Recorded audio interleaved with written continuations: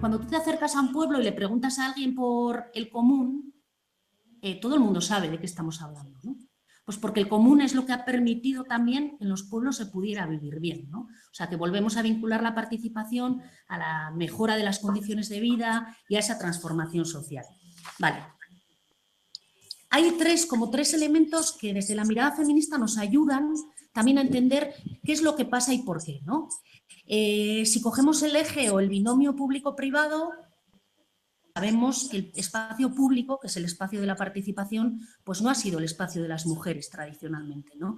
Que a las mujeres se les asignaba de alguna manera el espacio privado. Los concejos, pues que todo lo que tiene que ver con el mundo y la participación concejil es el mundo público también, ¿no? Aquí ya tendríamos, bueno, la primera de las razones de la exclusión de las mujeres.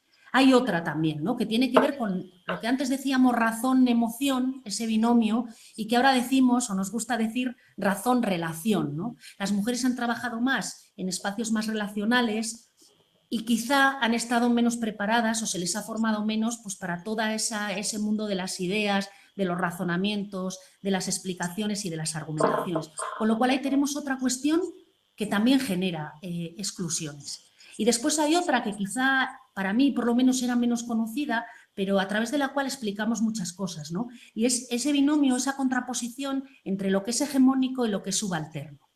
Y lo hegemónico también en los concejos ha sido lo que ha estado ligado a lo productivo. El campo, el monte, para que pudieran pastar las vacas, para el pastoreo, la leña, para poder calentar las casas. Lo hegemónico era todo aquello que tenía que ver más con la productividad, como en todo el mundo capitalista, ¿no? ¿Y qué es lo subalterno en un concejo? ¿Qué es?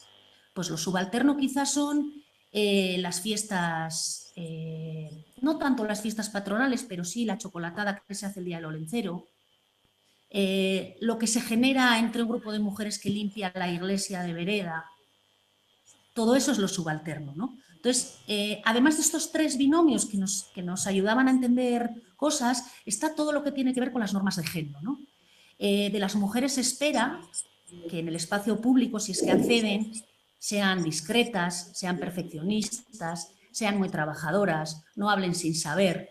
Fijaros la importancia que cobra esto en un pueblo pequeño. Estamos hablando de pueblos de 12 habitantes, de 30, de 80, de 23.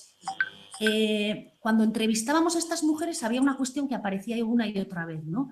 Y a lo que le hemos llamado el efecto escaparate. Cuando una mujer de un pueblo pequeño se salta ese binomio público-privado y deja su casa para participar en el espacio público, cuando una mujer entra en el espacio de dialogar y de deliberar también con cuestiones que tienen que ver con la razón, pero además lleva el ámbito relacional a esos espacios, y cuando esa mujer pretende que lo subalterno o le da esa importancia a lo subalterno, está rompiendo las normas de género. Pero además con una visibilidad muy grande, ¿no? Había algunas mujeres que nos decían, bueno, yo voy a la vereda, voy con mi azada y no, me dicen que me vaya a casa, que ese no es trabajo para mí, ¿no? Pero yo quiero estar. Y cuando una mujer va mucho a las veredas, pues todo el pueblo acaba diciendo que esa es una salsera que está en todo, ¿no? A eso le llamábamos el efecto escaparate. Con esta idea de lo hegemónico y de lo subalterno había otra cuestión. ¿Qué es lo común?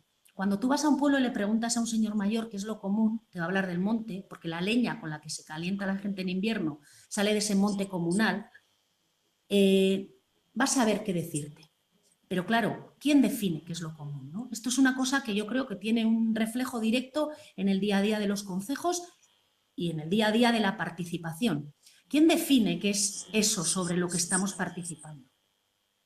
Yo creo que es una pregunta muy sugerente, no sé si hay respuesta, ¿no? Pero aquí entramos un poco en ese otro ámbito de todas esas cosas que sostienen la vida en un pueblo y que no son hegemónicas, que están más escondidas y que nadie las ha podido nombrar como común, ¿no?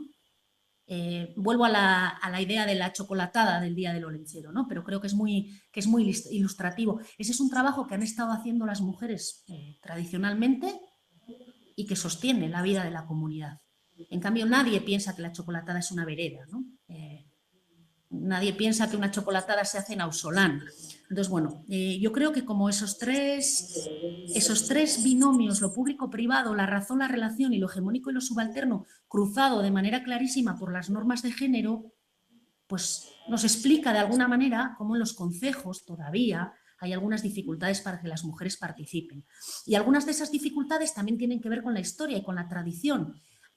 Antes tenía que participar una persona por cada casa. Hoy eso no es así. La norma foral dice que puede participar cualquier persona mayor de edad empadronada en el municipio. Pero eso, de hecho, muchos pueblos piensan que eso sigue siendo así, que tiene que ir una persona por cada casa. Claro, tradicionalmente iba el cabeza de familia, que casi siempre era un hombre, ¿no? Hay historias muy interesantes también de qué pasaba con las casas en las que no había hombres o en las que vivía una mujer viuda, ¿no? Cómo se articulaba todo eso. Pero bueno, creo que esto nos da algo de luz con respecto a la participación de las mujeres. Tratábamos de ir un poquito más allá, ¿no? Y decíamos, bueno, además de repensar lo común, sobre todo repensarlo desde ampliar la mirada de lo común. Cuando hablamos de participación, vamos a ampliar esa mirada, ¿no? Vamos a ver sobre qué participamos y quién lo define. Porque es muy curioso, una de las cosas que nos llamaba la atención de los concejos es que por primera vez en todos los años de investigación en temas de participación nos acercábamos a un mundo que no era el mundo de voy a hacer una caricatura, que no era un espacio copado por hombres heterosexuales, urbanos, de clase media, con estudios medios o superiores, con cierta capacidad de hablar en público. Nos acercábamos al mundo rural y allí nos encontrábamos con gente muy mayor, sin estudios, con gente que ni siquiera tenía esa percepción de estar participando, ¿no? Sino que tenía una percepción de estar haciendo las cosas como se habían hecho siempre. Y desde esta mirada feminista también nos explicamos qué pasa también con algunas de las exclusiones que se producen a ese nivel. Algunas de las personas que son más activas en los concejos y que además tienen mucho reconocimiento en el pueblo, porque son personas concernidas por lo común, tendrían muchas dificultades para participar en algunos de los espacios de participación que conocemos en ámbitos más urbanos, por ejemplo, ¿no?